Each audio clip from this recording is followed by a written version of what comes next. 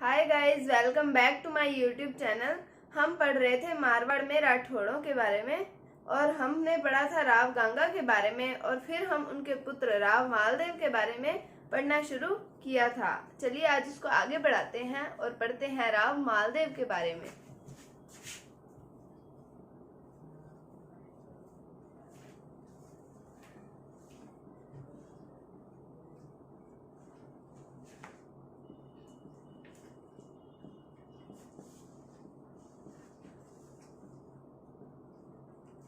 कल मैं जब आपको राव मालदेव के बारे में बता रही थी तो मुझसे एक मिस्टेक हो गई थी। मैंने इसका टाइम पीरियड आपको थोड़ा गलत बता दिया था।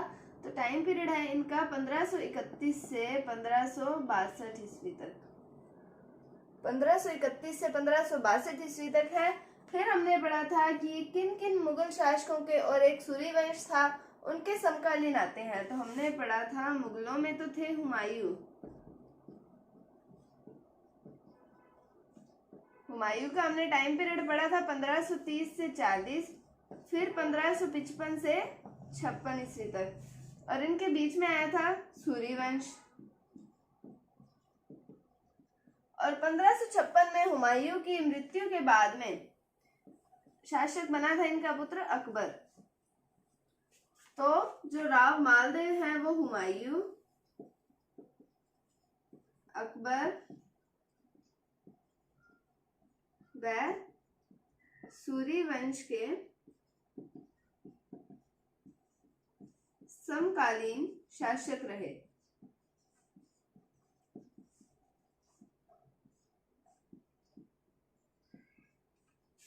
तो हमने पढ़ा था इनके पिता का नाम है राव गांगा।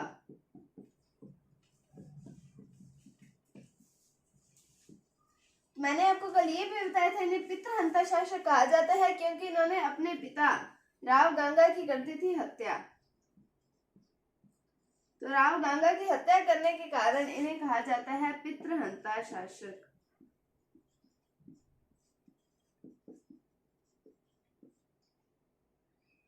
तो मारवाड़ का हमने कौन सा पितृहंता शासक पढ़ा? मालदेव के बारे में। इन्होंने अपने पिता राव गांगा की हत्या कर दी थी जिस कारण इन्हें पितृहंता शासक कहा जाता है। हमने क्या देखा कि मुगल वंश के हुमायूं, इनका टाइम पीरियड आता है 1531 से 40, फिर 1530 से 40 और 1555 से 56 ईस्वी तक इनका टाइम पीरियड आता है। फिर बीच में आता है क्योंकि यहाँ पे सूरी वंश। और उसके बाद में जब 1556 में हुमायूं की मृत्यु हो जाती है तब बनता है शासक अकबर। तो ये इनका टाइम पीरियड देखते हैं हम 1531 से 1562 ईस्वी तक। तो ये हुमायूं के भी समकालीन हुए, सूरी वंश के भी समकालीन हुए और अकबर जब शासक बनता है तो इनके भी समकालीन हुए। तो हुमायूं, अकबर और सूरी वंश के समकालीन कौन से शासक रहे हैं? राव मालदेव। फिर हमने देखा कि इनके पिता थे राव गांगा, इन्होंने इनकी हत्या कर दी थी जिस कारण इन्हें पितृहंता शासक कहा जाता है। तो अब हम पढ़ते हैं राव मालदेव के बारे में आगे।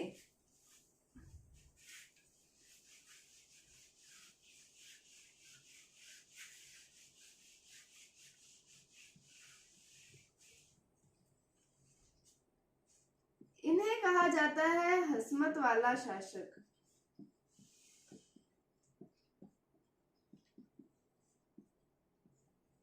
हसमत वाला शासक इन्हें कहा था फारसी इतिहासकारों ने।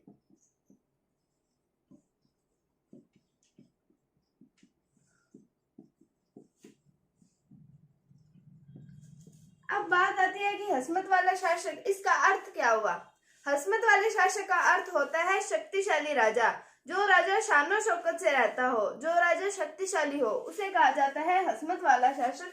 तो ये कहा जाता है किसे? राव मालदेव को। फिर आता है कि 52 युद्धों का विजेता।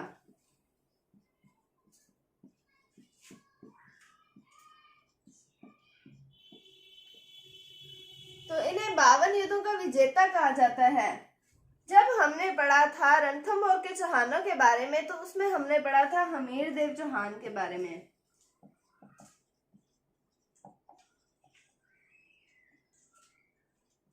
तब हमने पढ़ा था कि इन्होंने अपनी पूरी लाइफ में 17 युद्ध लड़े थे जिसमें से 16 युद्धों में ये विजयी रहे थे।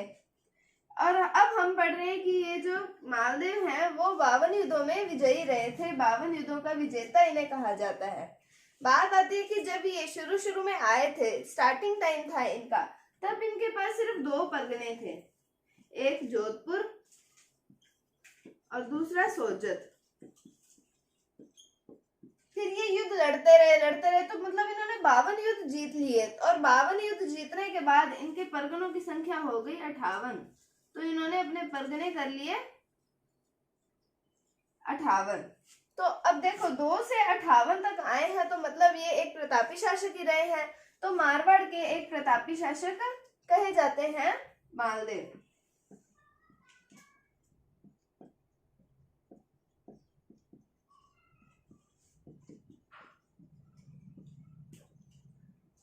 तो हमें ये भी पता होना चाहिए स्टार्टिंग में इनके पास कौन कौन से 2 परगने थे, एक जोधपुर और दूसरा सोजत। ये मैंने आपको हमीरदेव चौहान के बारे में थोड़ा सा बताया कि इन्होंने 16 युद्ध जीते थे और मालदेव ने 52 युद्ध जीते। तो हमने पढ़ा कि इन्हें कहा जाता है हस्मत वाला शासक। किसने कहा? फारसी इतिहासकारों ने। मतलब क्या होता है इसका? शक्तिशाली राजा। फिर उसके बाद में हमने देखा 52 युद्धों का विजेता। इन्होंने अपनी लाइफ में 52 युद्ध जीते थे। उनके साथ में हमने थोड़ा सा और देखा हमीरदेव चौहान के बारे में, क्योंकि मैंने आपको पढ़ा दिया था, इसलिए थोड़ा सा रिवाइज करने के लिए मैंने आपको इसके बारे में बताया है कि इन्होंने लाइफ में अपने 17 युद्ध लड़े थे, जिसमें 16 में ये विजयी रहे थे। हमने पढ़ा था कि स्टार्टिंग में इनके पास थे सिर्फ 2 परगने। कौन कौन से? एक था जोधपुर, दूसरा था सोजत। फिर उन्होंने युद्ध लड़ते लड़ते जगहें जीते, स्थान जीते, अधिकार किया अपना, और उन्होंने परगनों की संख्या होगी 58 परगने हो गए थे इनके एंड तक। तो ये राव मालदेव के बारे में। अब हम पढ़ते हैं इसके आगे। मैंने बताया कि ये बहुत प्रतापी शासक थे। फिर इन्होंने कुछ निर्माण कार्य भी करवाए होंगे, किन जगहों पर अधिकार भी किया होगा। अब हम पढ़ते हैं उनके बारे में। पहले हम पढ़ते हैं इनके निर्माण कार्यों के बारे में। सबसे पहला निर्माण कार्य आता है मालकोट का किला।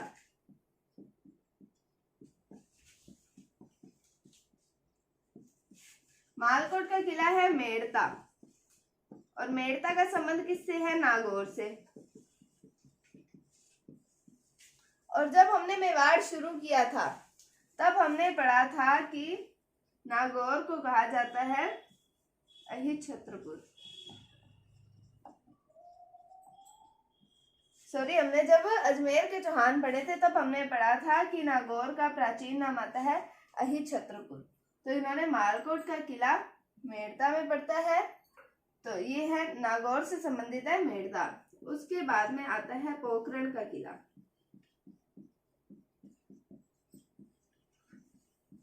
तो पोखरण तो पता ही है कहां पर है? जैसलमेर में।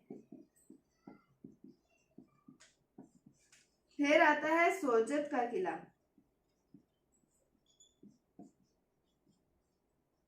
और सोजत है पाली में। और जो इनका राज्याभिषेक, राव मालदेव का राज्याभिषेक भी सोजत में ही हुआ था।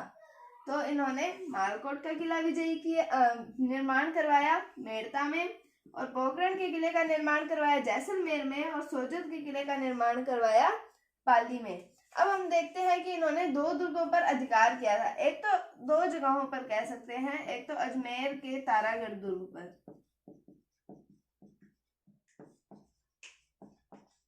और दूसरा आता है बीकानेर। तो हमने पढ़ लिया कि बीकानेर के आसपास के क्षेत्र को क्या कहा जाता है? जांगल प्रदेश। तो इन्होंने तारागढ़ दुर्ग और बीकानेर यानी कि जांगल प्रदेश पर किया था अधिकार। तो निर्माण तो करवाया इन्होंने मालकोट के किले का, पोखरण के किले का और सोजत के किले का, और इन्होंने अधिकार किया अजमेर के तारागढ़ दुर्ग पर, जिसे अजय मेरु दुर्ग भी कहा जाता है।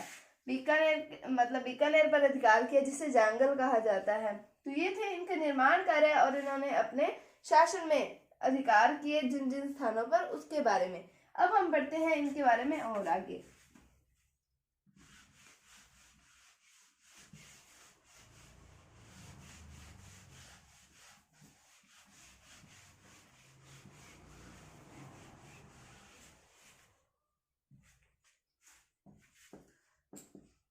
मारवाड़ में तो है मालदेव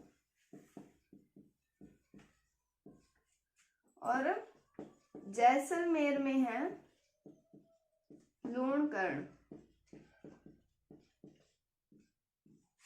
और जो लूणकरण है इनकी पुत्री आती है उमादेव।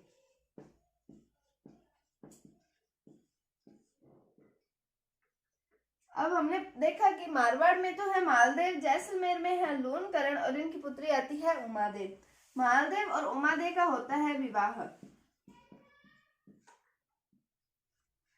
इन दोनों का जब विवाह होता है उसके बाद में पहले ये रिवाज होते थे कि जब विवाह होता है तब दहेज में दासियां दी जाती हैं। तो जब इनका विवाह हुआ तब मालदेव उमादेव के पास ना जाकर अपनी किसी दासी के पास चले गए थे, जिस कारण उमादेव रूठ गई थी, इसलिए इन्हें कहा जाता है रूठी रानी। तो इतिहास में रूठी रानी के नाम से कौन प्रसिद्ध है? उमादेव किसकी पत्नी है? राव मालदेव की पत्नी है। और किसकी पुत्री है? लूणकर्ण की पुत्री है। तो उमादेव इन्हें कहा जाता है रूठी रानी। इंपॉर्टेंट क्वेश्चन है, अगर पूछा जाता है कि रूठी रानी के नाम से किन्हें जाना जाता है तो वो उमादेव को जाना जाता है। फिर उमादेव रहने लग गई थी अजमेर के तारागढ़ दुर्ग में।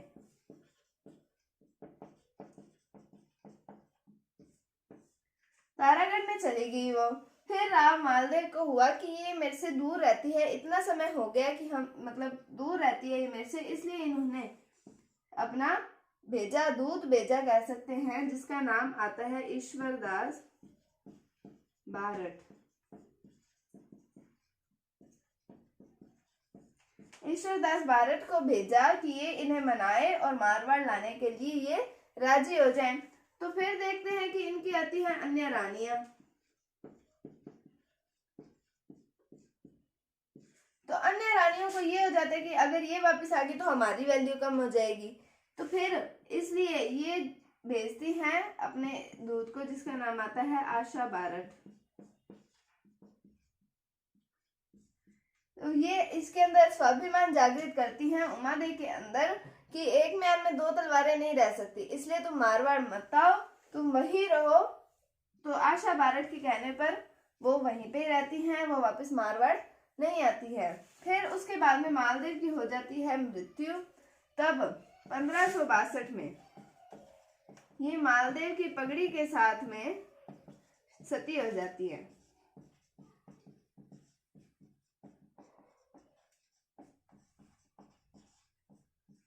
मालदेव की पगड़ी के साथ में सती हो जाती है और इन्होंने अपना अंतिम जीवन बिताया केलवा में।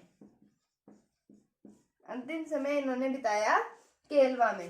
तो ये था मालदेव के विवाह के बारे में कि मालदेव का विवाह किससे होता है? जैसलमेर के लूणकर्ण की पुत्री उमादेव के साथ विवाह होता है। उमादेव रूठी रानी के नाम से जानी जाती हैं।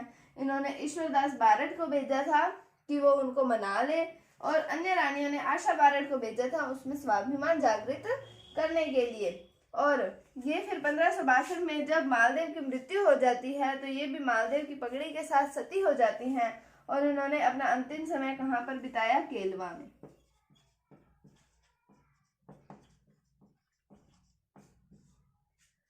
अंतिम जीवन इन्होंने अपना केलवा में बिताया था। तो ये था मालदेव के बारे में, इनकी बायोग्राफी के बारे में हम कह सकते हैं। और उसके बाद में कल हम इनके आक्रमणों के बारे में पढ़ेंगे। तब तक के लिए आपको इसमें कोई भी डाउट है तो आप कमेंट सेक्शन में पूछ सकते हैं। अगर आपको वीडियो थोड़ी सी भी अच्छी लगी है तो इसे लाइक कीजिए, शेयर कीजिए और चैनल को सब्सक्राइब जरूर कीजिए। Thank you, thanks for watching, bye bye.